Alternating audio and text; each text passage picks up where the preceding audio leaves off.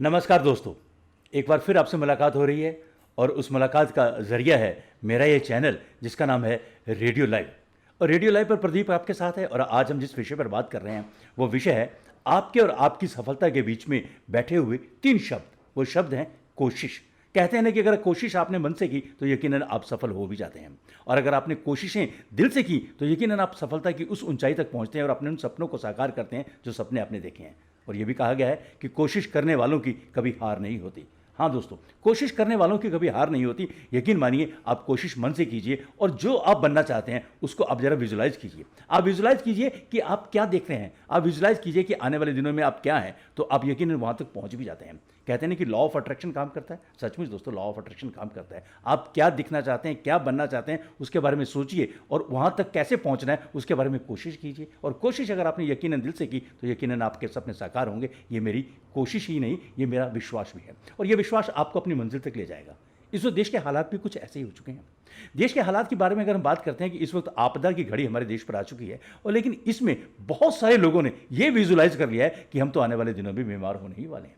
और जब यही सोचते हैं कि आने वाले दिनों में बीमार होने ही वाले हैं, तो जरा सी तबीयत खराब होती है तो अपने आप को सोचते हैं कि हमें कोरोना ने घेर लिया, और वो अपने आप के बारे में ऐसा सोचने लगते हैं कि अब शायद मैं कुछ ही दिनों का मेहमान हूं। तो दोस्तों, ये जो नेगेटिविटी है इससे बाहर निकलना है। हमें पॉजिटिव एटीट्यूड की तरफ आगे बढ़ना है, और हमें ये सोचना है कि नहीं, हम इस आपदा की घड़ी में देश के साथ हैं, और हम इस आपदा की घड़ी में देश में आगे बढ़ते हुए अपनी मंजिल को पाएंगे, और हम बिल्कुल तंदुरुस्त हैं। और ना केवल मैं तंदुरुस्त हूं, मेरे सारे चाहने वाले, मेरे सारे दोस्त, मेरे सारे मित्र, मेरे सारे साथी, सब लोग ठीक हैं, हम सारे देशवासी ठीक हैं। हम आगे से आगे बढ़ रहे हैं।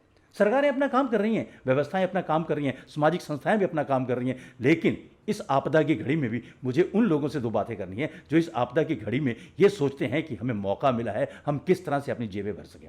इस आपदा की घड़ी में उन लोगों से जरा 2 शब्द सवाल करने हैं कि जो ये सोचते हैं कि यदि हमें आज मौका मिला है तो सब कुछ आज ही बटोर लें।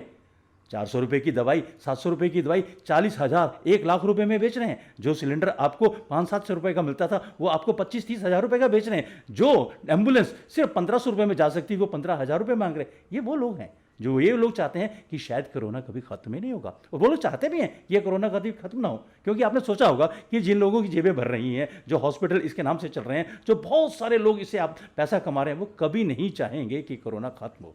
लेकिन ये तभी खत्म होगा यदि हमें विश्वास है कि हम इस लड़ाई में आगे बढ़ेंगे। मैं मानता हूं कि ये भ्रष्ट लोग जो जिंदगी में आगे बढ़ते हुए हम लोगों के रास्ते में रुकावटें खड़ी कर रहे हैं, बहुत सारे लोग हैं, लेकिन उनसे अच्छे लोग भी बहुत सारे हैं। अभी पूरी तरह से सब कुछ खत्म नहीं हुआ है, अभी पूरी तरह से सब कुछ बेकार नहीं गया है। सरकारें भी अपने लेवल पर काम कर रही हैं, हम भी अपने लेवल पर काम कर रहे हैं, और बहुत सारे लोग चाहते हैं कि हम इस देश में से कोरोना को खत्म करें और उन लोगों को रास्ता दिखाएं जो इस आपदा की घड़ी में, इस विपदा की घड़ी में भी हमारी को लूटने के लिए तैयार बैठे हैं। इस व्यवस्था को चौपट करते हुए सिर्फ ये दिखाना चाहते हैं कि हम जिंदगी में कैसे आगे बढ़ सकते हैं। तो दोस्तों, मैं सिर्फ आपसे यही बात करूंगा कि आप कोशिश करते रहिए, क्योंकि कोशिश करने से जिंदगी में हम आगे बढ़ सकते हैं। आप ऐसी ऐसी छोटी छोटी बातों से डरते हुए कि आने वाले दिनों में शायद मैं बीमार ना पड़ जाऊं, मुझे कोरोना ना हो जाए, मुझे ये ना हो जाए, मुझे वो ना हो जाए, आप बहुत सारी जमाखोरी करके रख लेते हैं। घर में सिलेंडर, घर में आप दवाइयां और बहुत सारे इंजेक्शन ले आकर रखते हैं। ऐसा मत कीजिए। जिनको जरूरत है उन तक पहुंचने दीजिए। यकीनन आप ठीक हो जाएंगे, आप बिल्कुल ठीक हो जाएंगे, क्योंकि व्यवस्थाएं काम कर रही हैं, सरकारें काम कर रही हैं। मानते हैं कि बहुत सारी कमियां हैं, लेकिन उन कमियों में जरा अपने आप को सोच के देखिए ना